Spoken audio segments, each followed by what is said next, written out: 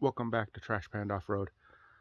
Today we're going to go ahead and work on the old derby car, derby car Samurai, and get this thing. We got it to run the other day. Today we're going to finally finish up that project.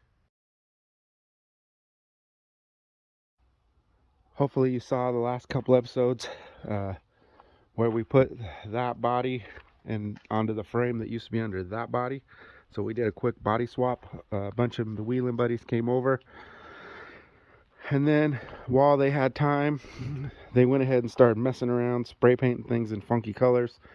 I told them it looks like a derby car, so that's what I'm going to start calling it until somebody tells me they don't like the name. So today, with the derby car, we are going to put the exhaust in, put the rest of the engine back together. Still needs radiator, which kind of worries me because where that mount is right in line with the fan, so I have to take a look at the radiator mount. But we're gonna stick the radiator in, get everything plumbed up. I gotta figure out power steering though. I don't know if I can take the power steering pump off of the four-door that I have in the back and stick it on here, because I needs a different pulley. So I don't know what we're gonna do about power steering, but it does have the IFS Toyota box. And I mean, that's part of the reason why we did the swap, was to keep all that stuff. So that's the project we're going to work on today. And hopefully we'll be able to buzz this thing down the road. See this pinion angle here? You see how bad that is?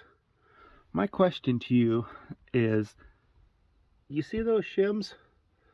Are those in on the wrong way? It looks to me like those shims are forcing the pinion down, and they should be on the other side of the axle and pushing the pinion up. That's just what I think it's supposed to be. Let me know. Well, team, plans have changed. Austin came over, but while I was waiting for him, I played on the marketplace, and so now we're in the car. Hopefully going to buy some power steering stuff in order to put power steering onto that Samurai. It has the IFS box, but we need a pulley and a pump, and I found that stuff in the marketplace, so we're heading that way. And tires.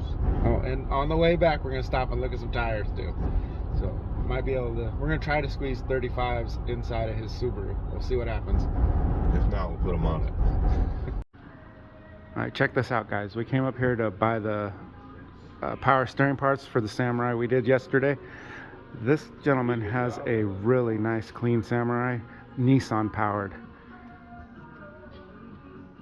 That thing is awesome. It says it runs about 200 horsepower. It is a lot of fun to drive. And it's clean. I really like the look of that top too. That's a nice Samurai. Heading back to the house. Austin was right. 35s on rims do fit in a Subaru Outback Wilderness. They're in there. We also managed to pick up the power steering stuff we need. So gonna go back to the house, dial in that engine, get it so it runs a little better, and then we'll stick these big tires under it. Hey, it fits. You just gotta stack them up. Got some nice wheels, okay tires, power steering pump, the pulley, which is the most important part. We'll figure out how to get one of those two power steering pumps to work.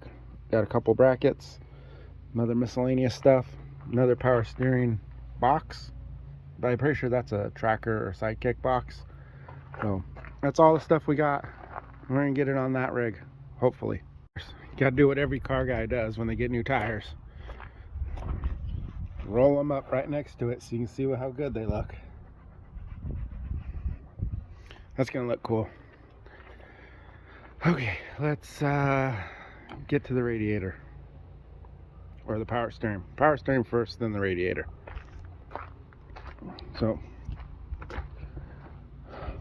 we tossed all our parts up here. What'd you do with the parts?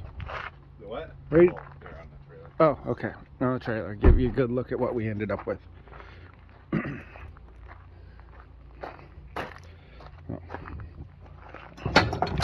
Steering shaft and a box. Pretty sure that's a Geo Tracker box. This is a Geo Tracker pump, I believe.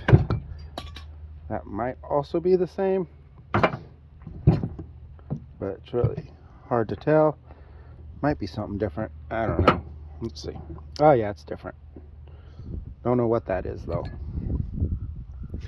And whatever that is, Suzuki part. This is the important part right there. This alone costs more than what we paid for all this stuff. So we're going to start by getting this thing on, and then we can figure out what we're going to do from there. In terms of bracketry and pumps, and we might have to fab something or change something, but hopefully we'll get power steering on this thing.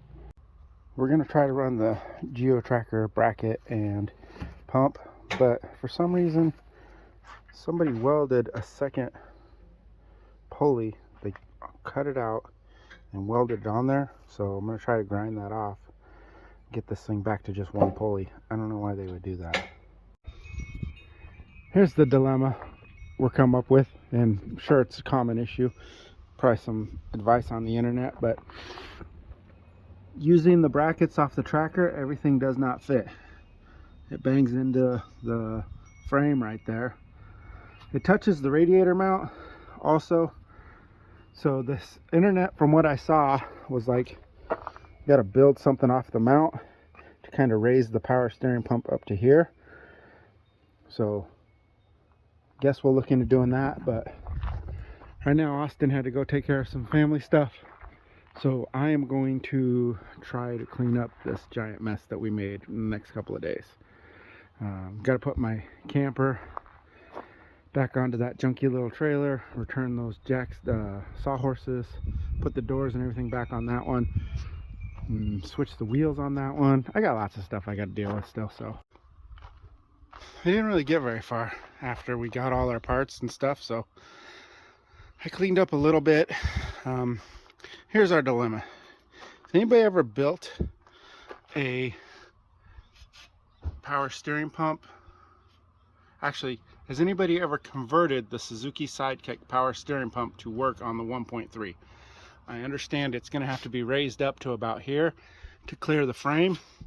And I know that a lot of people make kits, but I'm looking to see if anybody's actually ever just fabbed it up and done it.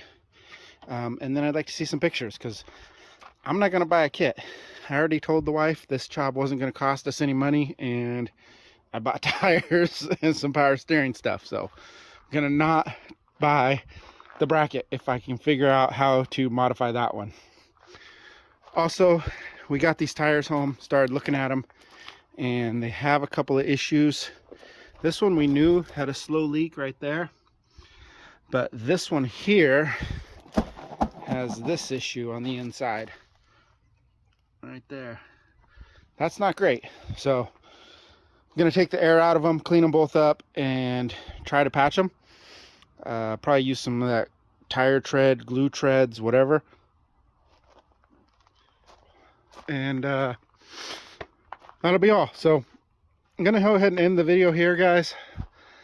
Not a lot of productivity happened, but we did waste a whole day. Thanks a lot for watching. Appreciate everybody's support. If you have an idea about that bracket, let me know. Any other comments you got, put them down there. It's a small channel. I answer pretty much all of them.